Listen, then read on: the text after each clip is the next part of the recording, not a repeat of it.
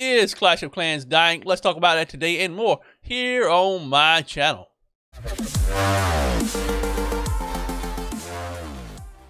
Welcome back to the channel, everyone. My name is Heath, and we are going to be discussing that very topic and what I think Supercell needs to do to Clash of Clans to bring it back on top once again. Just want to give a huge shout out to Petron for a lot of these ideas that we're going to find in this video today. Me and him have actually discussed a lot of this stuff on how to make the game a lot better. And maybe one day Supercell will listen to us and make the game into what we want it to be. Anyway, guys, don't forget, I do stream on Twitch every Tuesday, Thursday, Saturday, and Sunday. We'd love for you to come hang out with us. We have a great time over there playing Clash and a few other games lately. Anyway, guys, so let's jump in this video, see what it's all about, and let me know what you think, guys. All right, so here we are, and we're going to be talking about, is Clash of Clans dying? Is Clash dead? We're not here to bash on Clash because we all love the game. If we didn't play the game, if we didn't love the game, we wouldn't be playing the game. I myself have been playing the game since 2014. I love every aspect of Clash, but I think there's some things in Clash of Clans that need to be changed. I need some things that need to be updated. Some quality of life stuff I think Clash should add to the game to make it an overall better experience for a lot of, especially for clan members, for clan leaders and things like that. But we're going to discuss that. We're going to talk about it. And let me know down in the comments below, what in Clash of Clans do you love? What do you think Supercell needs to add to the game to make the game better all the way around? Do you agree with what I'm saying? Do you disagree? Does Clash need a revamp? Well, let's not stop right there. Let's look at these things that I think Clash of Clans needs to add to the game to make it a better game all the way around. All right, so here we have my Town Hall 14. And as we know, Town Hall 14 released back in April of 2021. And my base was actually kind of rushed as far as defenses go. My heroes were maxed, and my laboratory was pretty much maxed. But my defenses were actually pretty low. I had archer towers that needed upgrading. I had mortars. I had cannons that needed to be upgrading. But in a matter of just a few short months, from April all the way to November when this video was being recorded, I had completely maxed out my base for the most part. Labs maxed. Heroes are maxed. My base is pretty much maxed as well. Like I said, the only few things I have left are some cannons, a couple of mortars, and some traps as well. And my Town Hall 14 will be completely maxed within a matter of a few months, even though it has some rushed aspects on it. So you're saying to yourself, well, now what? What am I going to do now that once I get my base maxed out? What am I going to do with my 14? Well, I'm a big fan of doing wars. I do wars a lot. Love doing wars. One of the only really aspects of the game that I actually truly love. We all know right now Supercell is really focused on the esports aspect of the game. But what about your everyday average player like myself, or those who just really love to do war, things like that, or some of those more competitive guilds, clans out there who love to do wars, pretty hardcore, you know, spinning wars every single day? Well, here's what I think Clash should add to the game to help out in the aspect of that. One quality of life thing I think Clash needs to add right off the bat is being able to see when our clan mates were last online. Right next to our names right here, just a little indicator when the last person was online. You know, right here, my number 2 person in the clan is silent, and I don't know when he was last online. I know when he was the last online in the game because I talked to him. But just being able to pull up the clan roster, seeing when he was last online, in the game.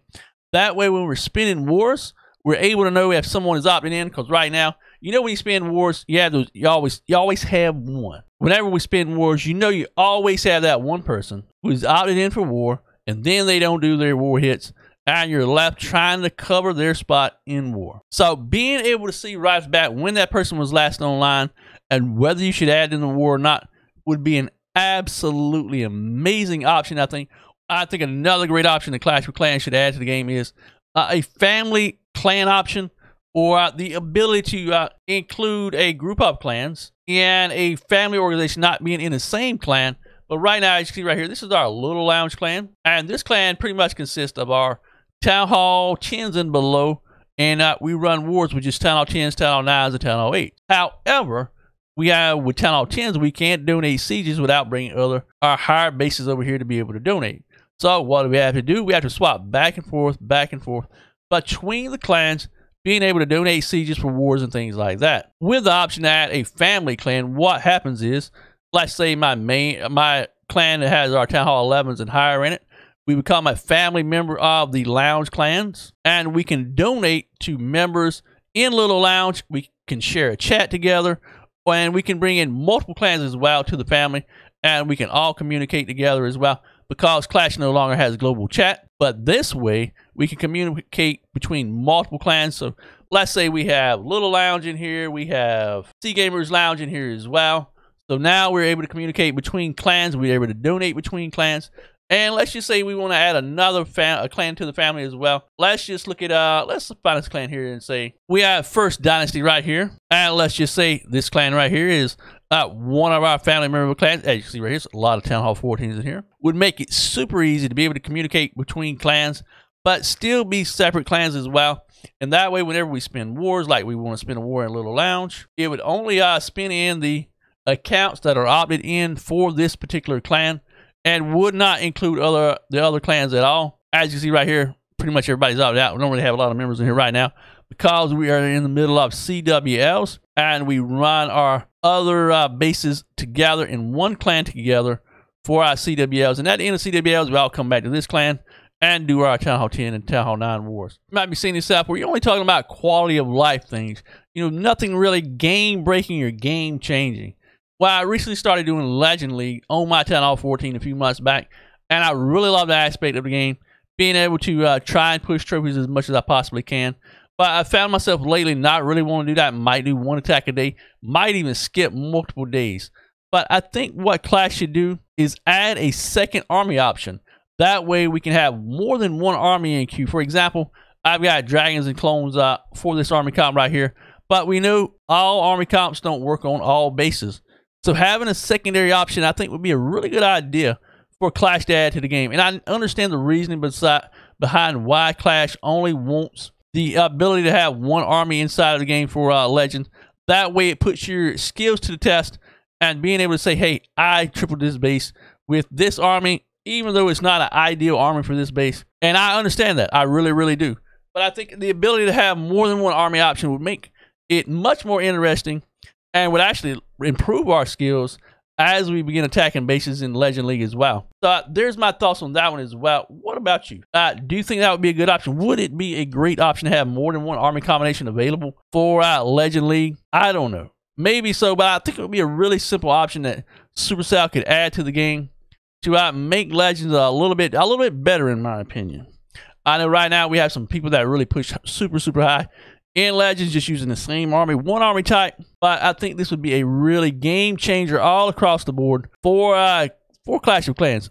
The ability to have more than one army combination inside of Clash of Clans. I mean, we already have the army queued up, so why not just have the ability to be able to swap that army when we run across the base? Hey, I want to use this army instead. Let me know what you think. All right, next idea is one that I've discussed with other Clash of Clans players as well, and that is in regards to CWLs. We know how long CWLs are.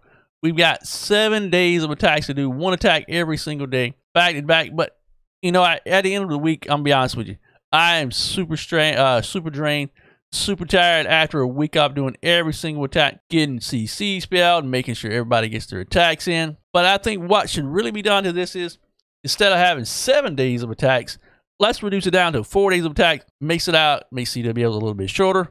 You have much more variety of groups, so you don't have instances where in our clan, we are currently in Crystal 1. Right now, we're in Crystal 1, and we are only running 3 Town Hall 14s in Crystal 1. And as you see right here, we have 1, 2, 3, 4, 5. And I'm not sure if this is a 14 or not, 5 Super Rush 14.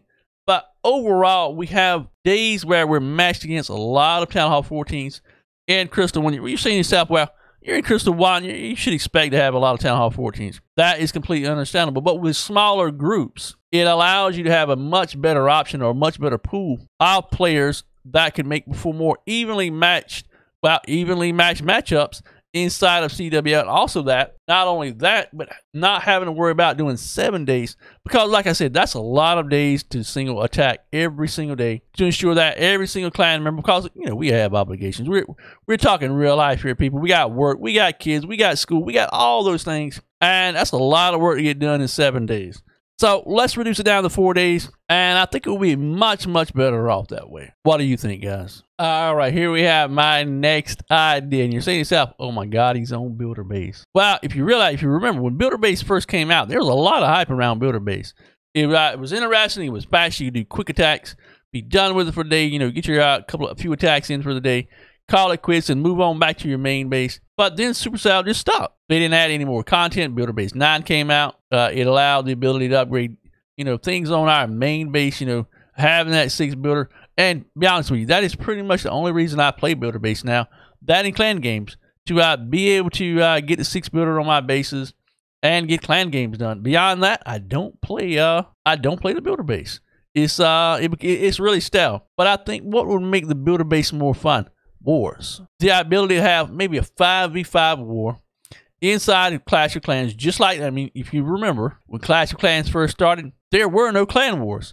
There were no wars inside of Clash of Clans. It was all about farming, all about upgrading your base. So why not do the same system for the Builder Base? The ability to have a 5v5 war with just builder bases, 1 attack each, and it lasts just like it does in regular wars. 24-hour startup, 24-hour war. Bam, you're done. Friendly wars. What about friendly wars between clans with builder bases? That would be absolutely amazing. Update to Builder Base. We haven't heard anything about Clash of Clans. Clash of Clans has pretty much said, or I pretty much just left the Builder Base in the dust. So I think the Builder Base needs uplift. Make it worthwhile to play.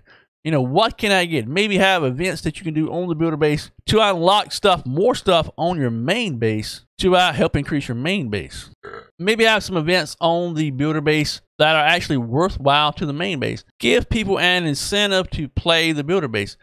Maybe have an event where, hey, you attack X amount of times with X amount of troops, and you get a boost on your main base that reduces build time, or it reduces a particular cost for a particular troop for a particular day. We have events on our main base right now where we get like books of heroes or books of spells, or we get shovels, or we get things that are worthwhile to the actual main base itself.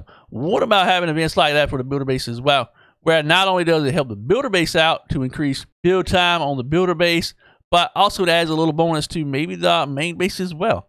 I don't know, but these are just my thoughts on this. All right, so my one final thought is this. Well, you're saying to yourself, well, hey, I'm not a max 14. So about these things don't really apply to me, but what about for Town Halls like Town Hall 5, Town Hall 6, Town Hall 7, Town Hall 8, Town Hall 9, Town Hall 10, things like that? Well, here's my thoughts on this as well. Let me swap over to my little base. Let's see, there's my Town Hall. So we have this thing where it's kind of like a mini gold pass for bases all up under Town Hall 7 to be able to get them to get to Town Hall 7 that much quicker and things like that.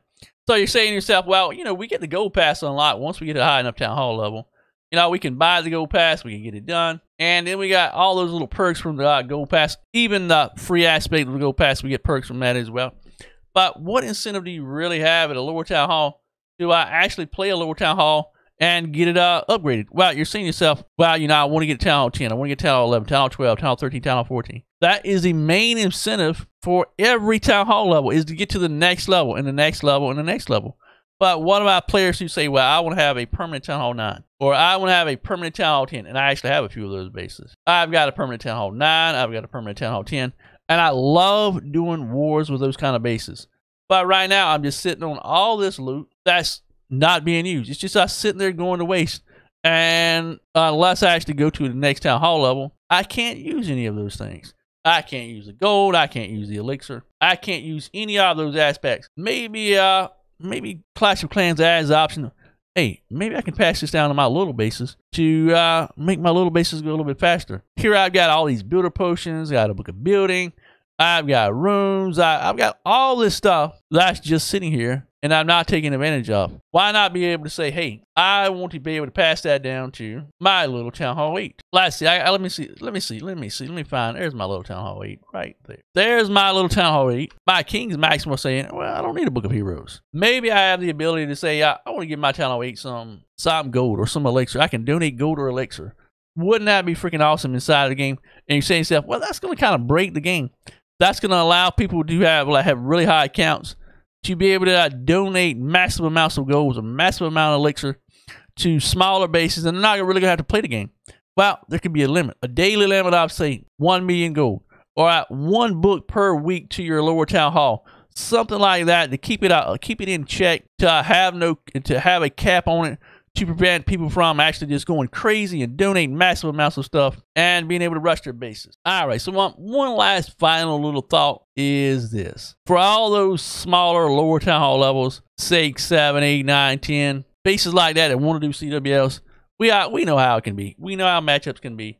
You know, we're matched up against Town Hall 13s in this clan. We're matched against Town Hall 14s in this clan. And we're currently in Gold 2 right now. And you're saying to yourself, how can we combat this? That brings back the point I made earlier.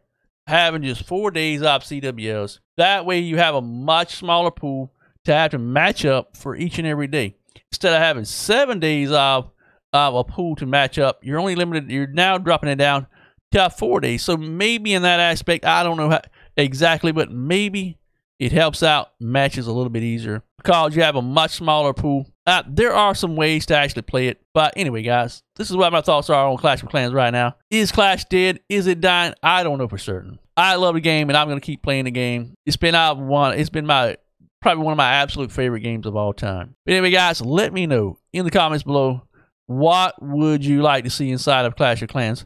What things can Clash of Clans do to make this game better and keep us interested long term? Anyway, guys, hope you enjoyed this video. Hope to see you in the next one. Until then, much love, peace out, and we'll see you soon.